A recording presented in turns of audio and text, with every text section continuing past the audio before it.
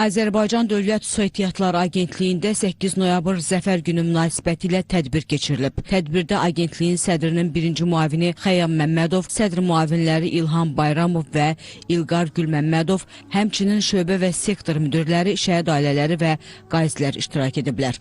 Əvvəlcə vətənimizin azadlığı və suverenliyi uğrunda canlarını qurban vermiş qəhrəman şəhidlərimizin əziz xatirəsi bir dəqiqəlik sükutla yad edilib. Tədbirdə çıxış edənlər 44 günlük vətən müharibəsinin xalqımızın birliyi, cəsarət və qətiyyət rəmzinə çevrildiyini, Müzəffər Ali Baş Komandan İlham Əliyevin rəhbərliyi ilə ordumuzun qazandığı şanlı zəfərin Azərbaycan tarixində əbədi iz qoyduğunu vurğulayıblar. Bu qələbə hər bir Azərbaycanlının qəlbində qürur və fəxr hissi yaradır.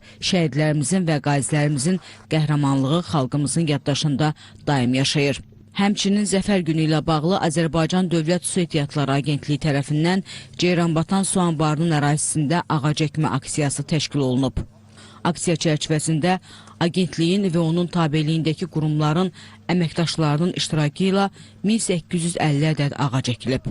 Ağac əkmə aksiyası Respublikanın bütün şəhər, rayon və qəsəbələrində eyni zamanda həyata keçirilib və agentlik tərəfindən ümumilikdə ölkə üzrə 12 mindən çox ağac əkilib. Tədbirin əsas məqsədi vətən uğrunda canlarını fəda etmiş şəhidlərimizin əziz xatirəsini yad etmək, eyni zamanda ekoloji mühitin qorunmasına və yaşıllıqların artırılmasına töhfə vermək olub.